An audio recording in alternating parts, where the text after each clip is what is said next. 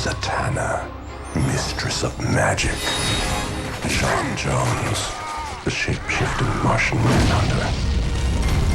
Green Lantern, galactic law enforcement officer. Flash, the fastest man alive. Wonder Woman, Amazon princess of Themyscira. The Dark Knight detective, Batman. The Man of Steel, Superman. Together, they are the Justice League, the most powerful force for good on this planet.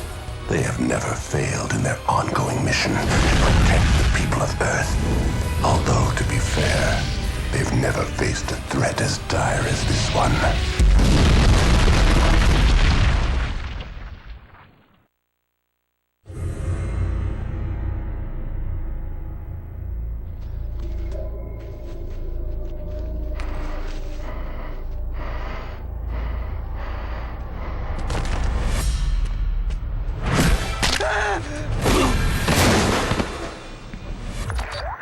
Go ahead.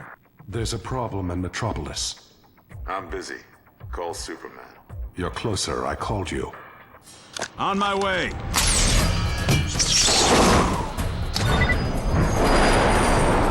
Approaching the coordinates. What am I looking for? Robots, Batman. Lots and lots of robots.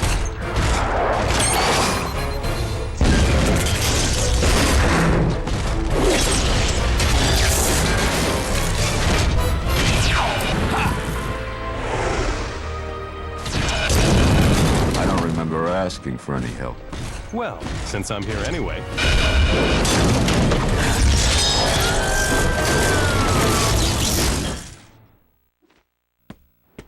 Hello everyone and welcome to Justice League Heroes, which is an action RPG that tends to remind people of X-Men Legends and Marvel Ultimate Alliance. Powerful enough to hurt even you. Unlike Ultimate Alliance though, this game is only 2-player. I don't think that's a bad thing though, the game design seems to be built around it. Generally, the game design is made in such a way that it expects you to be incredibly aggressive with the way you take out enemies. Move straight to an enemy, kill it as quickly as possible, and then move on to the next one. Just be as aggressive as, possible. There's more of them above. This really only works with normal enemy types, but that's what you're going to be fighting for most of the game. Every enemy you kill drops green orbs, which count as experience, and Batman really hated that card for some reason. The green experience orbs aren't shared evenly or anything like that. If you kill an enemy, you're going to get most of the experience orbs from that, but if, your friend is standing next to you, he'll soak up some just by being right next to them. I am playing with an AI partner, and they're generally good at hitting things. The only thing they're not good at is not dying, but there's a way to fix that we'll get to later. You may have noticed that we've been knocking enemies into the air a lot, and that's because of a combo I've been using, which is punch twice and then heavy attack. We can hit the enemies again while they're in the air, and usually that entire combo kills one of the weaker enemies. Like that. We can also just punch them continuously with quick attacks, which stun locks them, but you don't fill up your combo meter as quickly that way. Or rather, your heroic meter, which fills up when you do combos, but we'll get to that later. These weak enemies can fire lasers, but the lasers do almost nothing to us unless we stand there and take it. Is everyone safe? The financial district is under attack. We isolated the area, but some people are trapped. Let's go! Onto one of the more fun nuances of the combat, you can pick up objects in your environment, including cars. Keep moving. And the angle you pick them up from does determine, well, how they pick them up. For example, because we picked this one up from behind, we get much wider range than if we picked it up from its side. Objects from the environment do deal a lot of damage against enemies, but it also knocks them over. So you often have to wait until they get back up before you can deal the finishing blow. These shields that we're picking up from rescued hostages, they're used to unlock things, nothing important, just extra costumes and junk. Watch your back. They're everywhere. I think we're about to level up, so we'll look at that in just a moment. Yeah, there we go. We'll look at that after I deal with this enemy.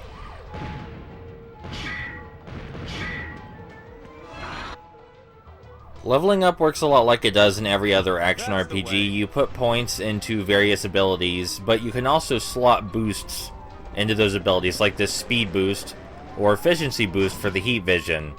The efficiency boost, of course, makes the heat vision cost less of our energy to use. The boosts come in form of orbs that we just find lying around or get from enemies.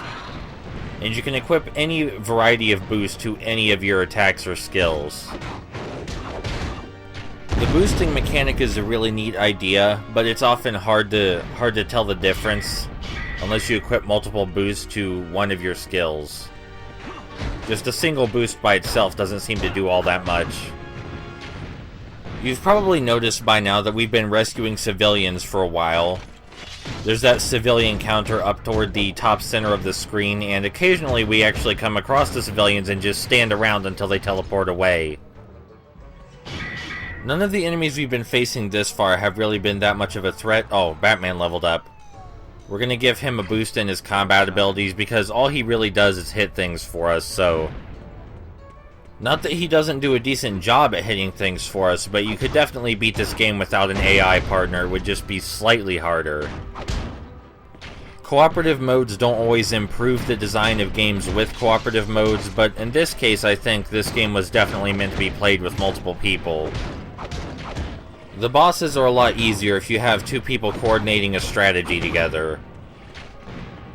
Though it does also make the bosses a lot harder because you do have to share the camera, which can be rotated but only by one player, I think. You can zoom the camera in or out, but zooming it in is almost always a bad idea because you want to see more of your enemies, not less of them. After we rescue all of the civilians, we get our first big enemy, the Goliath Assault Bot. Keep fighting. Use your heat vision. I need some cover. The characters will occasionally give you hints like that, and yes, this is the first time we're going to use one of our superpowers. We're going to use Superman's heat vision after we hit the Goliath Assault Bot with this car. The heat vision is Superman's go-to projectile attack, and it drains enemy health rather quickly. Batman's dead.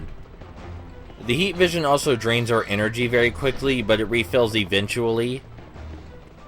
When we don't have our energy handy, we can use objects around the environment to hit the Goliath Assault Bot with. What you do not want to do is run up and try and do a full combo on it. That will not go well. If you have to resort to using your fists, just do 1 or 2 hits and then back away, because it isn't stunned by your attacks and it does drain your health very quickly. Batman is going to stay dead until we move to a new area or until we find a checkpoint where he will then revive himself. The rooftops is the easiest area in the first episode to fill up our heroic meter, which is that yellow meter below our energy bar that we fill up by doing combos repeatedly. After we fill up the heroic meter completely, the character will say a one-liner, and then we will gain the ability to kill most weak enemies with a single hit. A man of steel. That'll help. Super. Steady. Don't let them overwhelm you. You took the words right out of my mouth.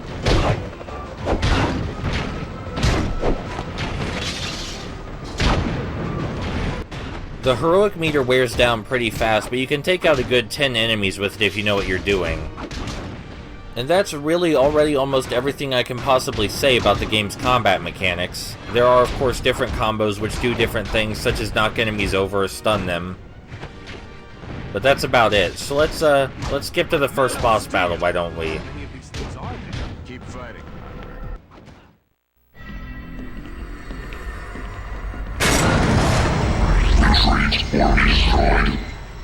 I don't think he wants us to go inside. Truly, you are the world's greatest detective. Here is where I will teach you how to get your Batman not killed. Hit him hard. You can switch your Batman to evasion mode, aggressive mode, or neutral mode whenever you feel like it. Right now he's in neutral mode, which means he will attack sometimes. Then I switched him to evasion mode, which is that downward blue arrow, which means he will jump away from the enemy a lot and generally stay as close to you as possible. And in that mode, he'll only attack enemies if you're attacking them or if they come too close to him. The red upward arrow means that he will attack the enemies whenever possible, and he doesn't care that much about evasion. And neutral mode just means he stays in the middle. Anyway, on to the boss fight. The best way to deal with bosses like this sucker right here are simply to spam your projectile superpower at them. There are some bosses that have a weak spot where you can just run up and pound them with your fists. Not this one though, this one's all projectiles. So you're going to want to make sure you level up your basic projectile attack quite a bit before you come across this boss, or any of the bosses for that matter. Health and general combat skills can come secondary. If we were playing as Batman, we would be using the Batarangs instead of our heat vision. The Batarangs hurt less, but he seems to be able to use more of them before his energy runs out, if I understood correctly while I was playing. But they also aren't a constant drain on the enemy's health either, so I would say the heat vision wins out, definitely.